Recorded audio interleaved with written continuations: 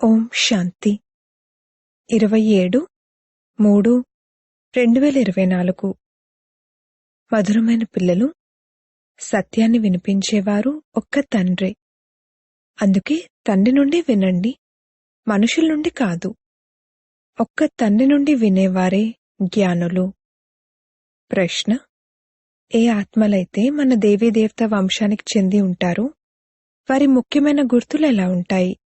జవాబు: వారికి ఈ జ్ఞానం చాలా మంచిగా మరియు మధురంగా అనిపిస్తుంది. వారు మనుష్య మతాన్ని వదిలి ఈశ్వరీయ మతంపై నడవడం మొదలు పెడతారు. శ్రీమతం ద్వారానే మనం శ్రేష్టంగా అవుతాము. ఇప్పుడు ఈ పురుషోత్తమ సంగమయుగం నడుస్తుంది. మనమే ఉత్తమ పురుష్గా అవ్వాలి అని వారి బుద్ధిలోకి వస్తుంది. ఓం శాంతి. మధురాతి మధురమైన ఆత్మిక పిల్లలు, ఆత్మాభిమాని భవ. దేహాభిమానాన్ని వదిలి స్వయాన్ని ఆత్మగా భావించండి. పరమాత్మ ఒక్కరేనన్న విషయం కూడా మీకు తెలుసు. బ్రహ్మను పరమాత్మ అని అనడం జరగదు. బ్రహ్మ యొక్క 84 జన్మల కథ గురించి మీకు తెలుసు. ఇది వారి అంతిమ జన్మ. నేను వారిలోకి రావాల్సి ఉంటుంది. ఎవరైతే పూర్తి 84 జన్మలు తీసుకున్నారో నేను వారికే చెప్తాను, నీకు నీ 84 జన్మల గురించి తెలీదు, నేనే నీకు తెలియజేస్తాను. మొట్టమొదట మీరు ఈ విధంగా దేవీదేవతలుగా ఉండేవారు. ఇప్పుడు మళ్ళీ ఆ విధంగా తయారయ్యేందుకు పురుషార్థం చేయాలి. పునర్జన్మలనేవి మొదటి జన్మ నుండే ప్రారంభమవుతాయి. ఇప్పుడు తండ్రి అంటున్నారు, నేను మీకేదైతే వినిపిస్తానో అదే రైట్. మిగిలిన విషయాలేవైతే మీరు విన్నారో అవన్నీ రాంగ్. నన్ను ట్రూత్ అంటారు, అనగా సత్యాన్ని వినిపించేవారు. నేను సత్య ధర్మాన్ని స్థాపన చేయడానికి వస్తాను. సత్యంగా ఉన్నట్లయితే సంతోషంగా నాట్యం చేయండి అని అంటారు. ఇది జ్ఞాననాట్యము. వారు శ్రీకృష్ణుడు మురళి వాయించినట్లుగా, రాసలీల చేసినట్లుగా చూపిస్తారు. వారు సత్యఖండానికి అధిపతి, కాని వారిని కూడా ఆ విధంగా తయారు చేసేవారెవరు? సత్యఖండ స్థాపన చేసేవారెవరు? అది సత్యఖండము, ఇది అసత్యఖండము. భారత్ సత్యఖండంగా ఉండేది. అప్పుడు ఈ లక్ష్మీనారాయణ రాజ్యం ఉండేది. ఆ సమయంలో ఇంకే ఖండమూ లేదు. స్వర్గం ఎక్కడుంది అనేది మనుషులకు తెలీదు. ఎవరైనా మరణిస్తే స్వర్గస్థులయ్యారు అంటారు. తండ్రి అర్థం చేయిస్తున్నారు, మీరు తలకిందులుగా వేలాడుతున్నారు, మాయకు ఆధీనులుగా అయిపోయారు. ఇప్పుడు మిమ్మల్ని తండ్రి వచ్చి సరిదిద్దుతున్నారు. భక్తులకు భక్తి ఫలాన్ని ఇచ్చేవారు భగవంతుడని మీకు తెలుసు. ఈ సమయంలో అందరూ భక్తిలో ఉన్నారు. శాస్త్రాలు మొదలైనవేవైతే ఉన్నాయో అవన్నీ భక్తి మార్గానికి చెందినవి. ఈ పాటలు పాడడం మొదలైనవన్నీ భక్తి మార్గము. జ్ఞాన మార్గంలో భజన ఉండదు. మనం శబ్దం నుండి అతీతంగా వెళ్లాలని, తిరిగి వెళ్లాలని మీకు తెలుసు. తండ్రి అంటారు, మధురమైన పిల్లలు, మీ నోటి నుండి ఓ భగవంతుడా అని కూడా ఎప్పుడూ అనకండి. అది కూడా భక్తి మార్గమే. కలియుగాంతం వరకు భక్తి మార్గం నడుస్తుంది.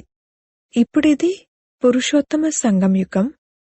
ఇప్పుడు తండ్రి వచ్చి జ్ఞానం ద్వారా మిమ్మల్ని ఉత్తమ పురుషులుగా తయారు చేస్తారు. మీరు ఒక్క ఈశ్వరీయ మతంపైనే నడవండి. ఈశ్వరుడు ఏదైతే చెప్తారో అది రైట్. బాబా మనుష్య తనువులోకి వచ్చి వినిపిస్తున్నారు, మీరు ఎంత వివేకవంతులుగా ఉండేవారు, ఇప్పుడు ఎంత అవివేకులుగా అయిపోయారు. మీరు స్వర్ణిమ యుగంలో ఉండేవారు, ఇప్పుడు ఇనుప యుగంలోకి వచ్చేశారు. ఇక్కడి వారెవరైతే ఉంటారో వారికి ఈ జ్ఞానం చాలా మంచిగా అనిపిస్తుంది. ఇక్కడి వారికి మధురంగా అనిపిస్తుంది. ఈ బాబా స్వయం కూడా గీతను చదివేవారు. బాబా లభించడంతో అంతా వదిలేశారు. గురువులను కూడా ఎందరినో ఆశ్రయించారు. వారంతా భక్తి మార్గపు గురువులు. జ్ఞాన మార్గపు గురువును నేనొక్కణ్ణి అని తండ్రి చెప్పారు. ఎప్పుడైతే నా నుండి జ్ఞానాన్ని వింటారో అప్పుడు వారిని జ్ఞానులు అని అనొచ్చు. మిగిలిందంతా భక్తియే. శ్రీమతమే శ్రేష్టమైనది, మిగిలినవన్నీ మనుష్య మతాలు. ఇది ఈశ్వరీయ మతము. అది రావణుని మతము, ఇది భగవంతుని మతము. భగవాన్ వాచ, మీరు ఎంతటి మహాభాగ్యవంతులు. అందుకే ఇప్పుడు మీది వజ్రతుల్యమైన జన్మ. ఉంగరంలో కూడా వజ్రాన్ని మధ్యలో పెడతారు. మాలలో పైన పుష్పం ఉంటుంది, ఆ తర్వాత మేరు ఉంటుంది. ఆదం బీబీ అన్న పేర్లు కూడా ఉన్నాయి. మీరు మమ్మా బాబా అని అంటారు. ఆదిదేవ్ మరియు ఆదిదేవి వీరు సంగమయుగానికి చెందినవారు. సంగమయుగమే అన్నింటికన్నా ఉత్తమమైనది. ఇప్పుడు ఈ రాజ్య స్థాపన జరుగుతుంది. పిల్లలైన మీరు 16 కళల సంపూర్ణులుగా ఇక్కడే తయారవ్వాలి. పాత ప్రపంచాన్ని కొత్తగా తయారు చేయడానికి తండ్రి వస్తారు. ఈ ప్రపంచ కాల వ్యవధి ఎంత ఉంది అనేది కూడా పిల్లలైన మీకు తప్ప ఇంకెవరికీ తెలియదు. లక్షల సంవత్సరాలు అని అనేస్తారు. అవన్నీ అసత్యమైన విషయాలు. అసత్యమైన మాయ, అసత్యమైన శరీరం అని అంటారు. సత్యాతి సత్యమైనది కొత్త ప్రపంచమే. ఇది అసత్యఖండం. మళ్లీ అసత్యఖండాన్ని సత్యఖండంగా తయారు చేయడం ఒక్క తండ్రి పనే. తండ్రి అంటారు, భక్తి మార్గంలో ఏదైతే చదివారో దానినంతటినీ మర్చిపోండి. ఇది మీ అనంతమైన వైరాగ్యం. వారైతే కేవలం ఇళ్ళు వాకిళ్లను వదిలి ఈ ప్రపంచంలోనే అడవుల్లోకి వెళ్ళిపోతారు. ఇది కూడా డ్రామాలో రచింపబడి ఉంది. ఎందుకు అన్న ప్రశ్న తలెత్తదు. ఇది తయారు చేయబడిన ఆట. ఈ విధంగా జరుగుతుందని పిల్లలను మీకు తండ్రి అర్థం చేయిస్తారు. ఇతర ధర్మాల వారెవరైతే ఉన్నారో వారు స్వర్గంలోకి రాలేరు. బౌద్ధ వంశం వారు, క్రిస్టియన్ వంశం వారు మొదలైన వారెవ్వరూ స్వర్గంలోకి రారు. వారు తర్వాత వస్తారు. మొట్టమొదట దైవీ వంశం ఉంటుంది. ఆ తర్వాత ఇబ్రహీం, బుద్ధుడు, క్రైస్ట్ మొదలైన వారు వచ్చి తమ ధర్మాలను స్థాపిస్తారు. బాబా పురుషోత్తమ సంగం యుగంలో వచ్చి ఈ దైవీ ధర్మాన్ని స్థాపన చేస్తారు. ఏ ఆత్మైనా మొదట గర్భంలోకే వస్తుంది. చిన్న పిల్లవాడి నుండి పెద్దగా అవుతారు. శివబాబా అయితే చిన్నగా పెద్దగా అవ్వరు. అలాగే వారు గర్భం నుండి కూడా జన్మ తీసుకోరు. బుద్ధుని ఆత్మ ప్రవేశించింది. అంతకన్నా ముందైతే బౌద్ధ ధర్మం ఉండదు. వారి ఆత్మ తప్పకుండా ఇక్కడి మనుషులెవరిలోనో ప్రవేశిస్తారు. ఆ తర్వాత గర్భంలోకి తప్పకుండా వెళ్తారు.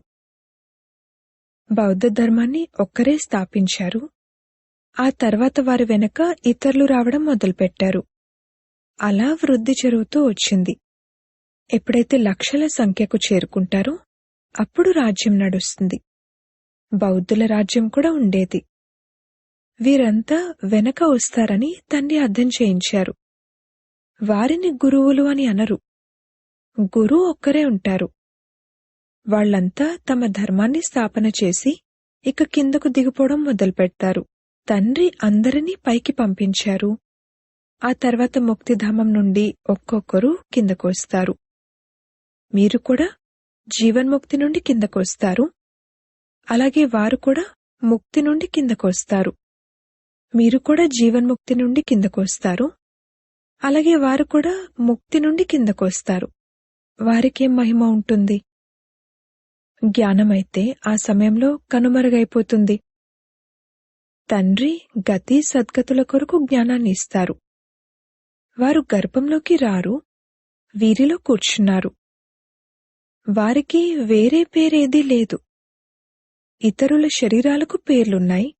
వారు పరమ ఆత్మ. వారు జ్ఞానసాగరుడు. ఈ జ్ఞానం మొదట ఆది సనాతన దేవీదేవత ధర్మం యొక్క ఆత్మలకే లభిస్తుంది. ఎందుకంటే వారికే భక్తి ఫలం లభించాలి. భక్తిని మీరే ప్రారంభిస్తారు. మీకే ఫలాన్ని ఇస్తాను. ఇకపోతే మిగిలినవన్నీ ఉపకథలు మాత్రమే. వాళ్ళు 84 జన్మలు కూడా తీసుకోరు. తండ్రి అర్థం చేయిస్తున్నారు, పిల్లలు, మీరిప్పుడు దేహి అభిమానులుగా అవ్వండి. ఒక శరీరాన్ని వదిలి ఇంకొకటి తీసుకుంటాము అని అక్కడ కూడా భావిస్తారు.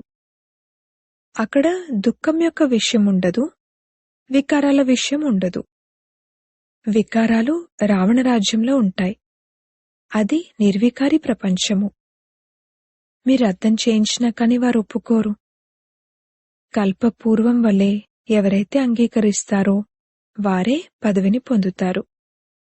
ఎవరైతే అంగీకరించరో వారు పొందరు. సత్యుగంలో అందరూ పవిత్రంగా సుఖశాంతుల్లో ఉంటారు. అన్ని మనోకామనలు 21 జన్మల కొరకు పూర్తవుతాయి. సత్యుగంలో ఎటువంటి కామన ఉండదు. ధాన్యం మొదలైనవన్నీ అపారంగా లభిస్తాయి.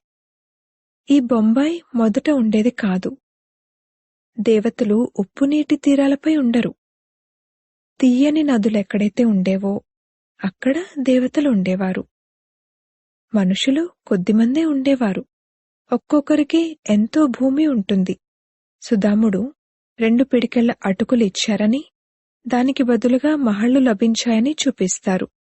మనుషులు ఈశ్వరార్థం దానపుణ్యాలు చేస్తారు. వాస్తవానికి అతనేమైనా బికారియా? ఈశ్వరుడు దాత.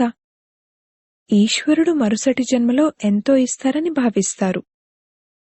మీరు 2 పిడికెళ్ళు ఇస్తారో కొత్త ప్రపంచంలో ఎంతో తీసుకుంటారు. మీరు ఎంతో ఖర్చు పెట్టి అందరికీ శిక్షణ లభించాలని సెంటర్లో మొదలైనవి తయారు చేస్తారు. మీ ధనాన్ని ఖర్చు చేస్తారు, కావున రాజ్యాన్ని కూడా మీరే తీసుకుంటారు. తండ్రి అంటారు, నేనే మీకు నా పరిచయాన్ని ఇస్తాను. నా పరిచయం ఎవ్వరికీ లేదు. అలాగే నేను ఏ తనులోకి వస్తానో కూడా ఎవరికీ తెలియదు. నేను ఒక్కసారే వస్తాను. పతిత ప్రపంచాన్ని మార్చాల్సి వచ్చినప్పుడు వస్తాను. నేనే పతిత పావనుడను. నా పాత్ర సంగమయుగంలోనే ఉంది.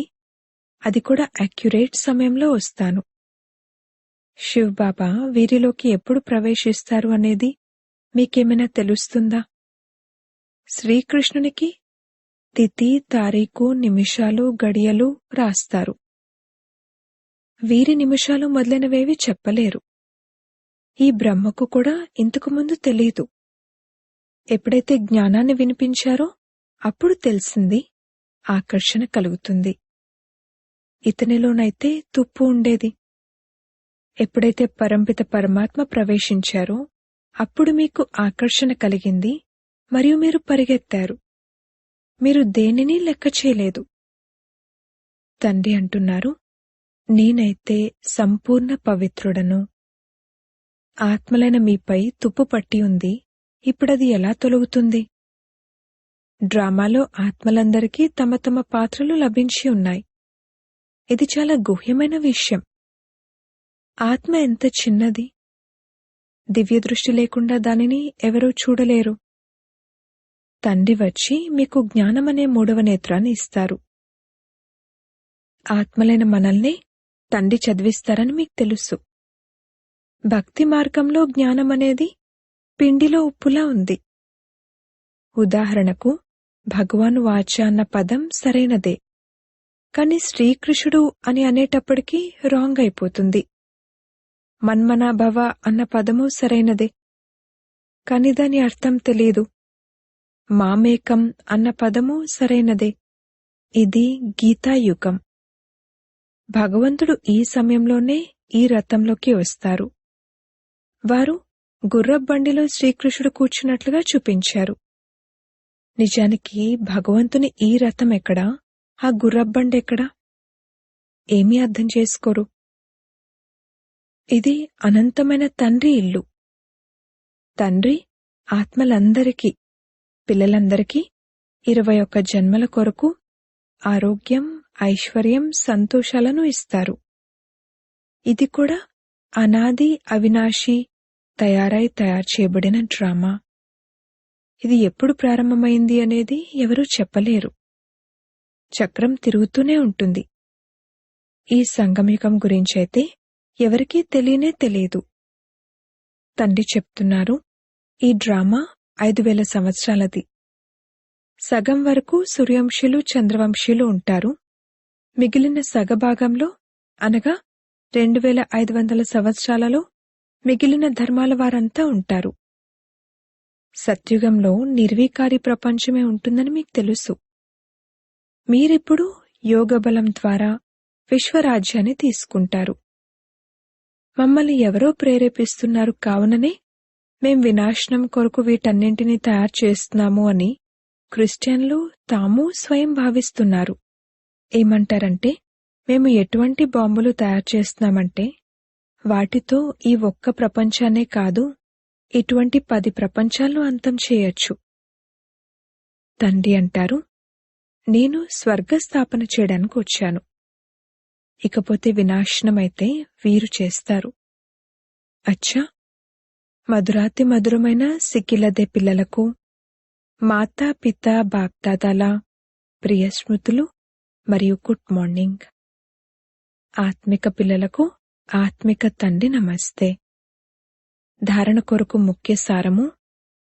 మొదటి పాయింట్, అనంతమైన వైరాగులుగా అయి ఇప్పటి వరకు భక్తిలో ఏదైతే చదివారో లేక విన్నారో దానినంతటినీ మర్చిపోవాలి. ఒక్క తండ్రి నుండే విని వారి శ్రీమతం ద్వారా స్వయాన్ని శ్రేష్టంగా తయారు చేసుకోవాలి. రెండవ పాయింట్, ఏ విధంగా తండ్రి సంపూర్ణ పవిత్రులో వారిపై ఎటువంటి తుప్పు లేదో ఆ విధంగా పవిత్రంగా అవ్వాలి.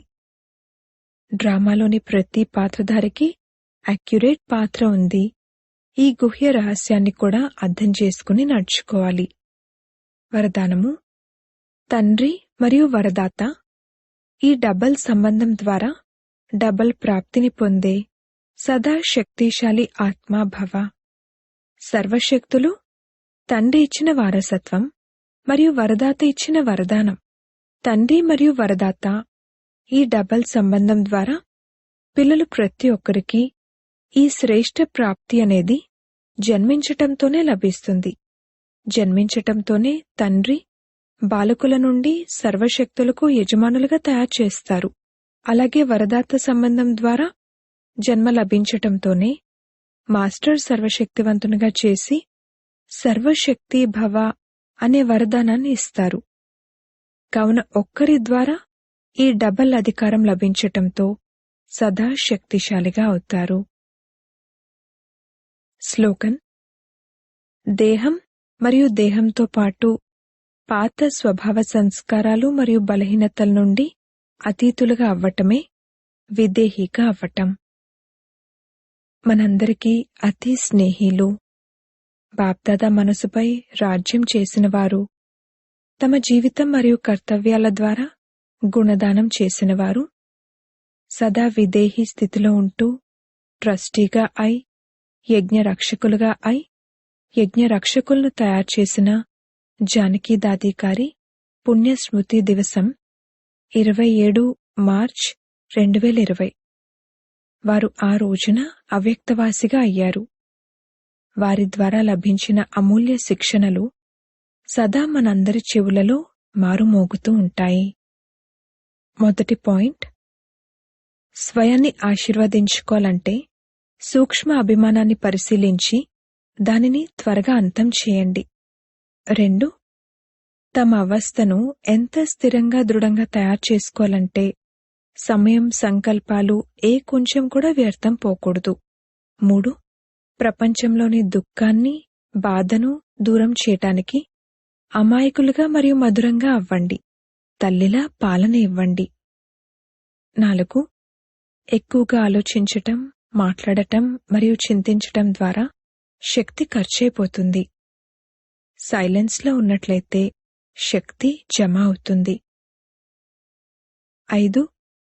పరచింతన చేయటాన్ని మరియు ద్వేష దృష్టి కలిగి ఉండటాన్ని సమాప్తం చేసి స్వచింతన మరియు ప్రభు చింతన చేయండి.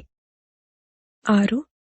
భాగ్యశాలిగా మరియు ఆనంద స్వరూపులుగా ఉండాలంటే బాబా నుండి ఆశీర్వాదాలను తీసుకుంటూ వెళ్ళండి. 7. ఎవరి పొరపాట్లు మనసులో ఉండకూడదు. మనసు స్వచ్ఛంగా ఉన్నట్లయితే ప్రశాంతంగా ఉంటారు. 8. తపస్విలుగా అయ్యేందుకు త్యాగులుగా అవ్వండి. ఏ కొంచెం కూడా కోరిక లేక ఆసక్తి ఉండకూడదు. 9. మీ స్థితిని ఉన్నతంగా తయారు చేసుకోవాలంటే స్మృతిలో ఉండే గుప్త అభ్యాసాన్ని చేస్తూ ఉండండి. సాధారణమైన మాటలను మాట్లాడే అలవాటు లేక వినే అలవాటు ఉండకూడదు. 10. మీ సతోగుణి దృష్టి వృత్తి ద్వారా పరస్పరం సతోగుణి వ్యవహారం ద్వారా మీ సంపూర్ణతను సమీపంగా తీసుకురండి. 11.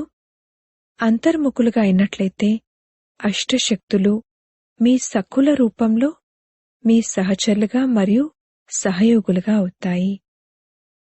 ఓం శాంతి.